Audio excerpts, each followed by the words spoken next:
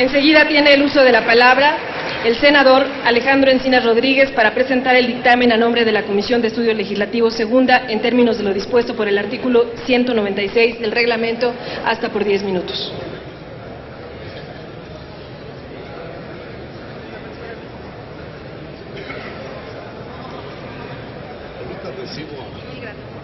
Estamos terminando esto. Muchas gracias, senadora presidenta. Compañeras y compañeros senadores, como bien lo ha señalado aquí el senador Roberto Gil, estamos ante la posibilidad de aprobar un dictamen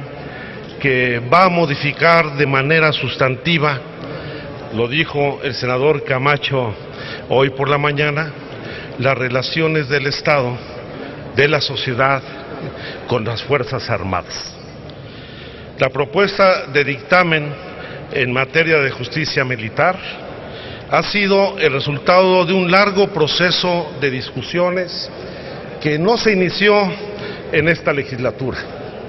Es un tema que habíamos venido abordando desde legislaturas anteriores y prueba de ello es cómo solamente en la emisión de este dictamen fueron consideradas 8 iniciativas presentadas entre el periodo del 2009 y el año de 2013. En cada una de estas iniciativas se analizó con detenimiento su exposición de motivos, el marco normativo que éstas buscaban modificar, se cotejaron las propuestas entre sí con la ley vigente y se llevó adelante un trabajo de construcción de acuerdos que permitió el desarrollo de una muy amplia y vasta audiencia ciudadana, las cuales se llevaron a cabo entre el 24 de septiembre del año 2013 y el 24 de febrero del presente año, en el que participaron académicos, especialistas,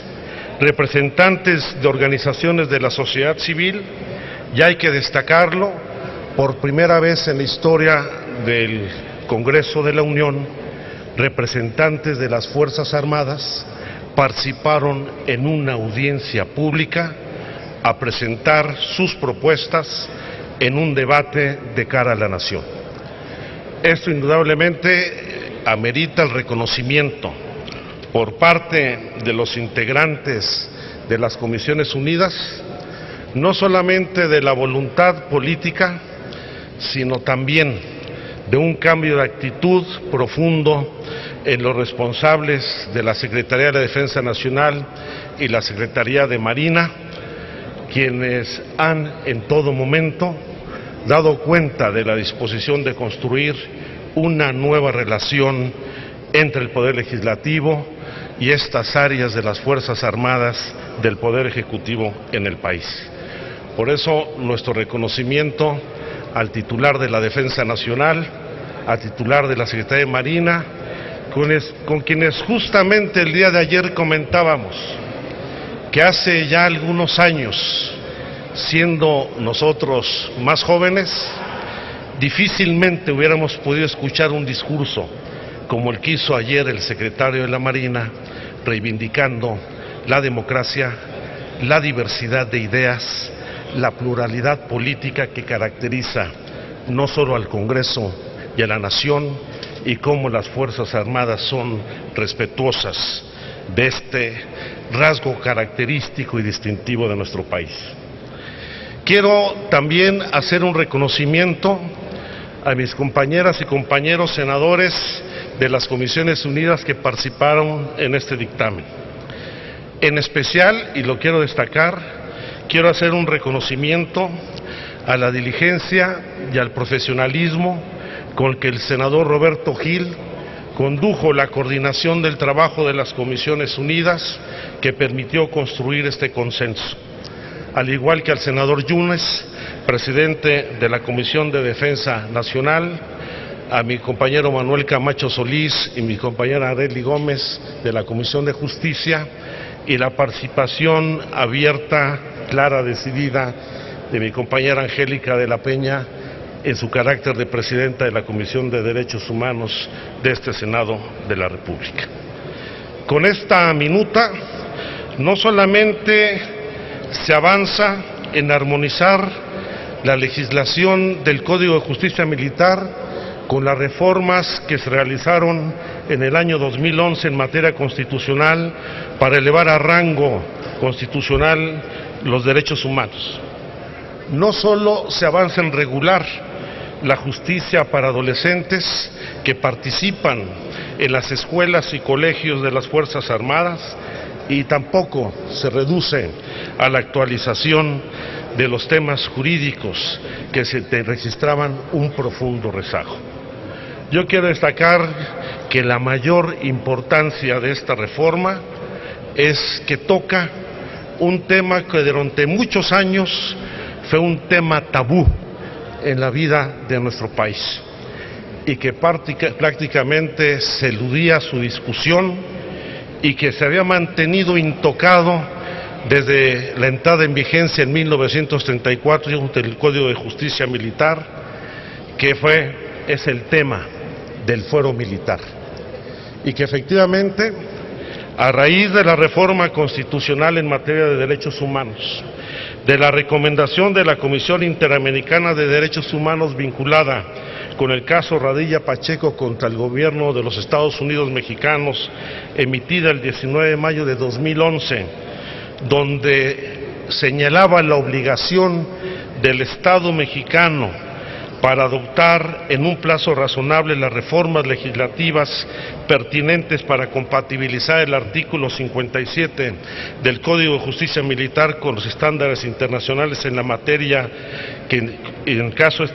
con la Convención Americana sobre Derechos Humanos, representa un paso significativo que va a replantear la relación y el desarrollo de las funciones de las Fuerzas Armadas en nuestro país. La historia del Ejército Mexicano, tenemos que reconocerlo, es el producto de una larga lucha del pueblo de México por la defensa de su territorio e identidad nacional. El Ejército y la Marina son herederos de la tradición nacionalista de las Fuerzas Armadas que emergieron de una gesta social que emergió de la Revolución Mexicana. Somos afortunados en contar con un ejército popular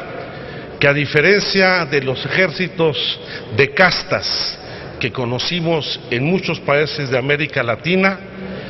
derivaron muchos de sus crisis políticas en golpes militares. Y afortunadamente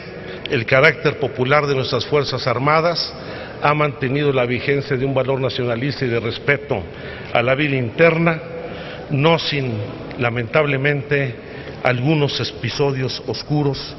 que, vinculados a la existencia del fuero militar, permitieron durante muchos años el mantener o encubrir violaciones graves a los derechos humanos de la población civil en nuestro país. Hemos argumentado a lo largo del debate que la justicia militar en los términos actuales afecta el debido proceso por no provenir de una autoridad independiente e imparcial que garantice transparencia y rendición de cuentas. También hemos señalado que no obedece esta autoridad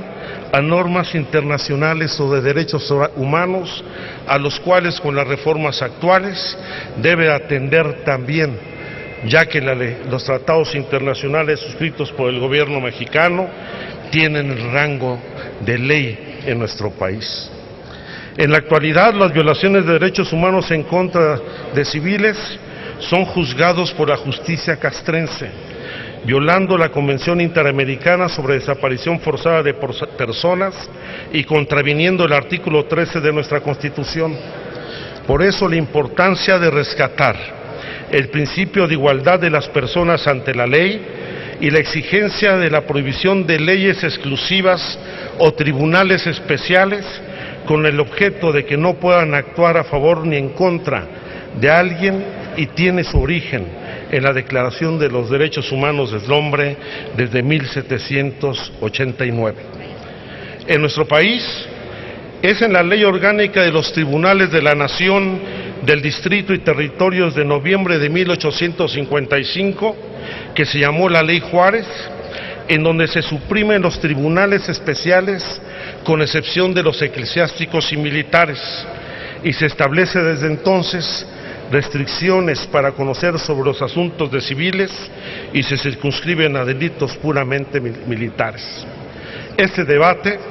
se dio en el Constituyente de 1917,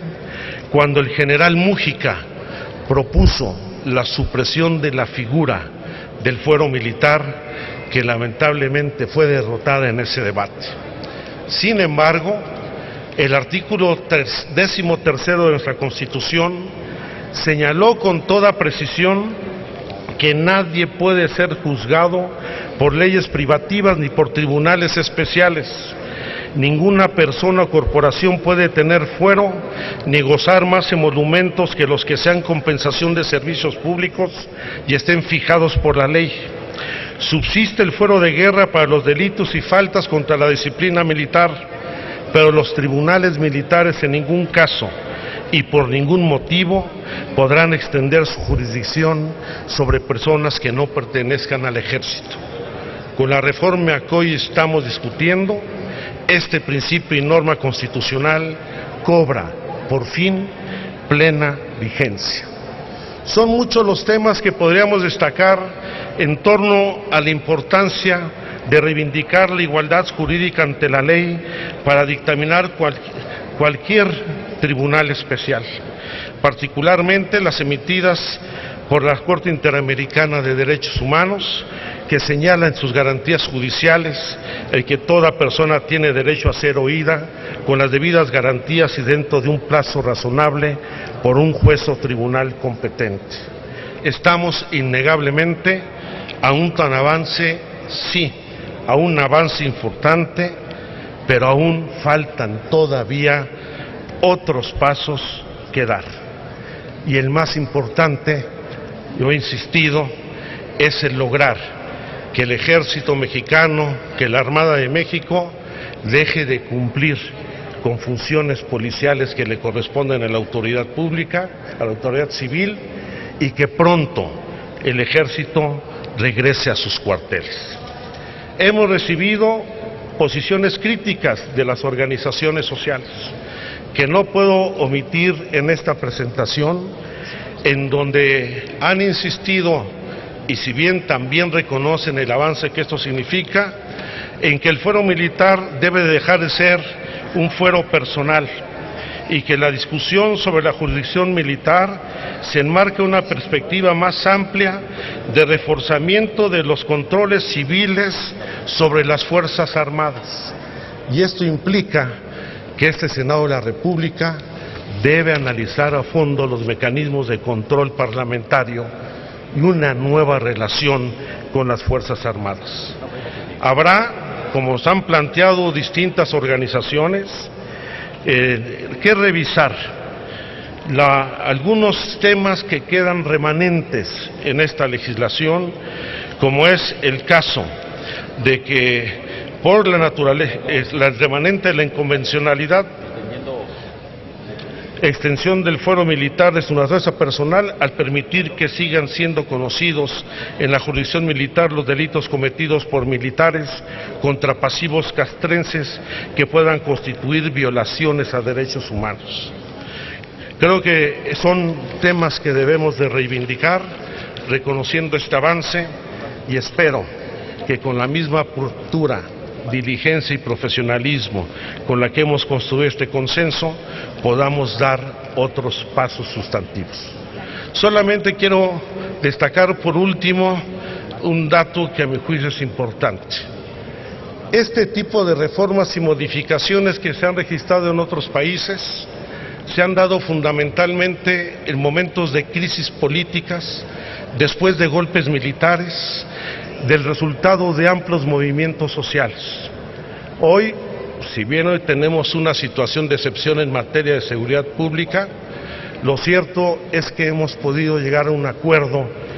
en tiempos de paz.